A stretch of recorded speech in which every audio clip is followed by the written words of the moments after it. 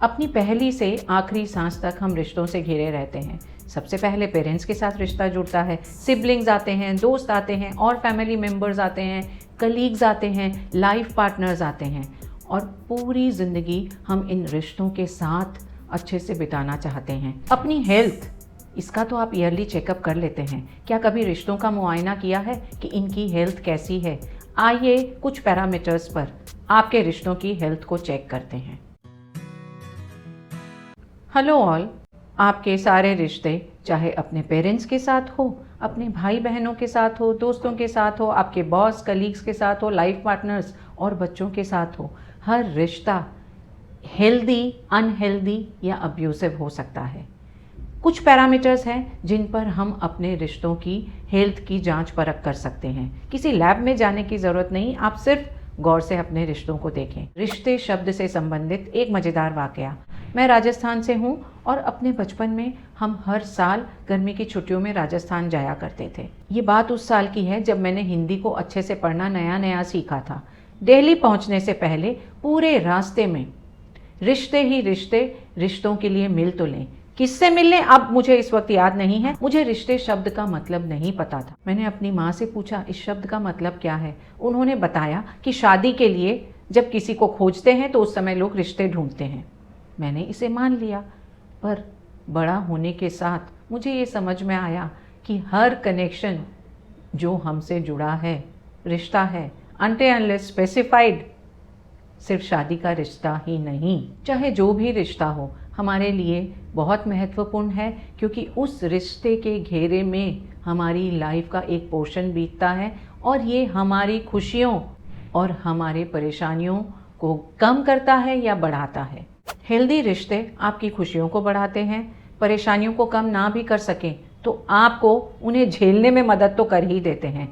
वहीं रिश्ते अगर अनहेल्दी या अब्यूजिव हो तो उस समय आपकी खुशियों को तो कम करेंगे ही, इसके साथ साथ आपकी परेशानियों को भी बहुत बढ़ा देते हैं। आज हम कुछ पैरामीटर्स लेते हैं, कुछ मयार लेते हैं जिन पर हम अपने रिश्तों को जांचेंगे और परखेंगे और पता करेंगे वो स्वस्थ हैं या नहीं है। वो 5 मयार हैं: साथ, विश्वास, कद्र, डिसीजन मेकिंग, पावर डायनामिक्स।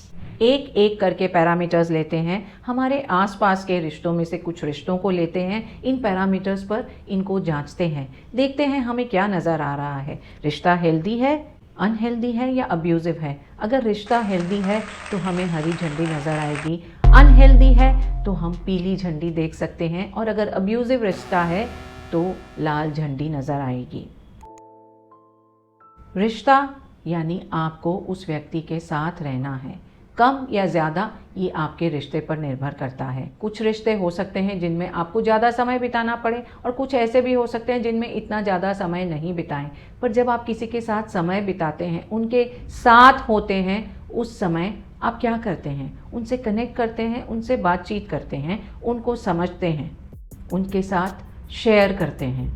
साथ की जब बात करते हैं तो साथ ऐसा होना चाहिए कि आपको वो साथ अच्छा लगे, आपका समय अच्छे से व्यतीत हो, एक दूसरे से बात करें, समझें और आसानी से जो कुछ आपके दिल में है आप कह सकें। हालांकि हमारे इंडियन कल्चर में काफ़ी हायरार्की सिस्टम्स चलते हैं, बहुत सारी ट्रेडिशनल वैल्यूज़ है।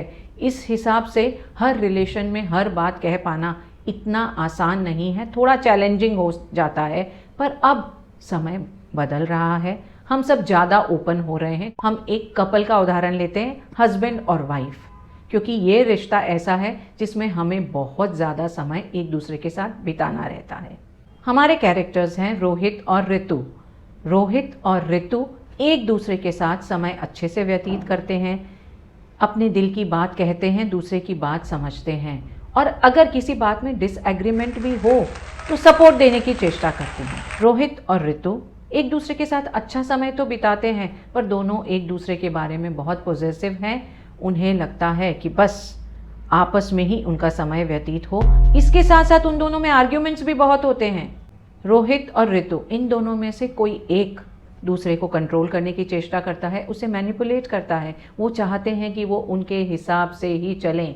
समय व्यतीत करना तो दूर की बात है, अगर आसपास के लोग हों, उन्हें लगता है कि उनके पार्टनर ने कोई गलती की है तो वो पब्लिकली झाड़ देते हैं, उन्हें नीचा दिखा देते हैं। इस रिश्ते में आपको बिग टाइम लाल झंडी नज़र आ रही है।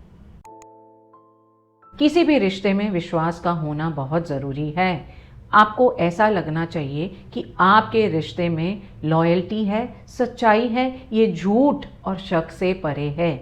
यहाँ पर हम संध्या और अर्जुन को लेते हैं। संध्या माँ है और अर्जुन उनका टीन बेटा है। 3 सिनेरियोज लेंगे। पहले सिनेरियो में संध्या और अर्जुन का रिश्ता बहुत ओपन है, दोनों में एक दूसरे के लिए ट्रस्ट है। स्पेशली संध्या, वो अपने बेटे पर बहुत ट्रस्ट करती हैं। उन्हें पता है कि कोई भी असुविधा होगी अर्जुन उनके साथ आकर शेयर करेगा, उसके साथ जो कुछ भी हो रहा है ओपनली उन्हें बताएगा, अपनी फीलिंग्स को एक्सप्रेस करेगा। जब मदर ने ऐसी शुरुआत की है तो बच्चा फॉलो करेगा ही। दूसरा सिनेरियो जहाँ पर संध्या और अर्जुन के बीच का रिलेशन इतना ट्रस्टिंग नहीं है।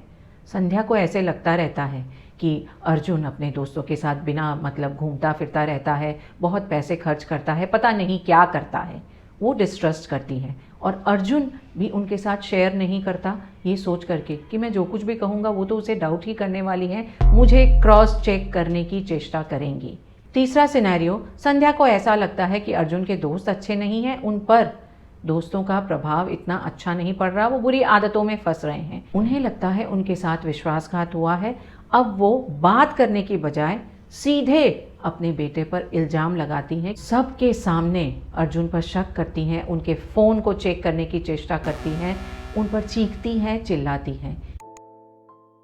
रिस्पेक्ट जो किसी भी रिश्ते का फाउंडेशन होता है और हमारे यहाँ तो इसकी वैल्यू कई गुना ज़्यादा है, क्योंकि हमें तो हर चीज़ को रिस्पेक्ट करना सिखाया जाता है, चाहे वो बड़े हों, चाहे वो ट्रेडिशंस हों, चाहे वैल्यूज़ हों।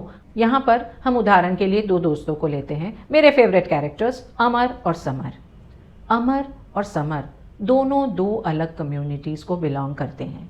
पहला सिनेरियो, अमर और समर एक दूसरे के अच्छे दोस्त हैं, साथ में परिवार वालों का भी उतना ही रेस्पेक्ट करते हैं। दोनों एक दूसरे की कम्युनिटी उनका रेस्पेक्ट करते हैं, उनकी जो मान्यताएं हैं, उनके विश्वास है, उनको उतनी ही कद्र से देखते हैं और इसके साथ साथ एक दूसरे के त्योहारों में भी वैसे ही शामिल होते हैं। दूसरा सिनेरियो जहाँ पर अमर समर की कम्युनिटी का मजाक उड़ाते हैं, उनके खाने को, उनकी ट्रेडिशंस को नीचा दिखाने में लगे रहते हैं। तीसरा सिनेरियो, अमर समर की कम्युनिटी का मजाक ही नहीं उड़ाते बल्कि उसमें हर समय खामियां ढूंढते रहते हैं, उनकी मान्यताओं, उनके बिलीफ को हर समय चेंज करना चाहते हैं और कहने को ये कहते हैं कि वो उनकी बेहतरी के लिए चाहते हैं कि वो अपने रिलीजन को ना माने, अपनी मान्यताओं को बदलें।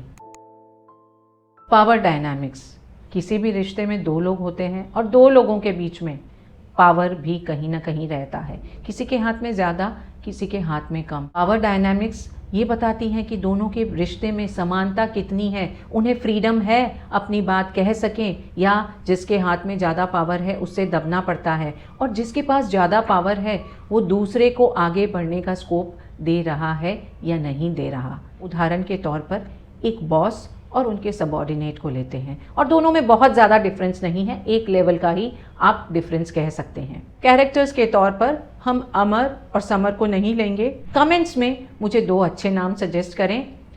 ए और बी लेते हैं, ए बॉस है और बी सबऑर्डिनेट है। पहले सिनेरियो में ए यानी बॉस ने फ्रीडम दे रखी है बी को कि वो अपने तरीके से काम करें, उन्हें सिर्फ रिजल्ट से मतलब है, वो उनकी आइडियाज़ सुनते हैं, उनके अच्छे काम की सराहना भी करते हैं और उनके आगे बढ़ने में उनकी मदद करते हैं। हरी झंडी। दूसरा सिनेरियो, बॉस सबऑर्डिनेट की बात नहीं सुनते, उन्हीं के हिसाब से हर काम होना चाहिए और फाइनल डिसीजन भी उनका ही है, कोई आइडियाज़ तो सामने रख ही नहीं सकते। येलो झंडी। तीसरा सिनेरियो, बहुत कंट्रोल करते हैं, मैनिपुलेट करते हैं, अपना पर्सनल काम भी करवाते हैं, ओपिनियंस और आइडियाज़ तो पूछना दूर की बात है, उन्हें कुछ कहने की इजाज़त ही नहीं है, उन्हें बिल्कुल एक गुलाम की तरह ट्रीट किया जाता है। ये रिलेशनशिप अब्यूजिव है। डिसीजन मेकिंग, हमें अपनी लाइफ के हर स्टेज में कई डिसीजंस लेने होते हैं जब हम औरों के साथ कनेक्टेड रहते हैं, काफ़ी सारी चीज़ें ऐसी होती हैं जो कनेक्टेड हैं, उस समय जो डिसीजन मेकिंग है उनमें बाउंड्रीज़ है या नहीं, हम एक दूसरे की बात सुनते हैं, कॉम्प्रोमाइज़ करते हैं या नहीं, डिसीजंस कैसे लेते हैं, ये तय करता है रिश्ते की हेल्थ कैसी है। इस रोहित और ऋतु को ले आते हैं क्योंकि हस्बैंड वाइफ ये रिलेशनशिप एक ऐसी रिलेशनशिप है, काफ़ी सारे कॉमन डिसीजंस होते हैं।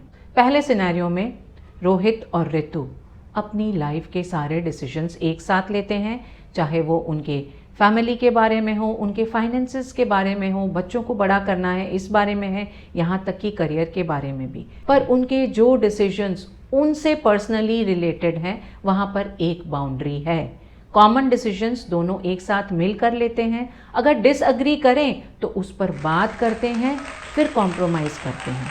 दूसरा सिनेरियो, ऋतु अपनी लाइफ से रिलेटेड डिसीजंस खुद लेती हैं, पर जहाँ पर उनके घर, उनके कॉमन डिसीजंस का सवाल आता है, रोहित की ही चलती है, उनका फाइनल से होता है। तीसरा सिनेरियो, जो कह दिया वो कह दिया, ये एटीट्यूड रोहित का है। ऋतु अपने करियर होना तो छोड़ो, उसके बारे में सोच भी नहीं सकती।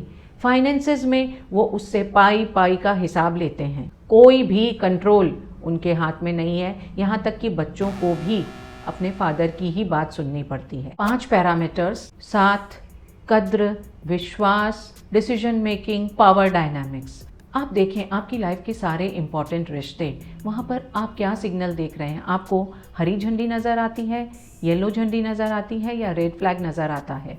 ग्रीन फ्लैग्स वाले रिश्ते आपको आगे लेकर जाएंगे, येलो फ्लैग्स वाले जहाँ हैं वहीं रोक देंगे, और रेड फ्लैग्स वाले रिश्ते तो आपको पीछे धकेल देंगे। हरी झंडी नज़र आई, कॉन्ग्रेचुलेशंस, आपको कुछ करने की ज़रूरत नहीं है, बस जो जैसा चल रहा है उसे वैसा चलने दें, हो सके तो बेहतर करने की चेष्टा करें। येलो झंडी अगर आपको नज़र आती है, you can start with talking, एक दूसरे से बात करके समझने की चेष्टा करें, और उस समय अपने दिल और दिमाग की खिड़कियां थोड़ी खुली रखें। और जब आपको रेड फ्लैग नज़र आ रहा है, उस समय आपको मदद की ज़रूरत है। इस वीडियो को शेयर करें, लाइक करें, subscribe to my channel. It's Varsha saying bye bye for now.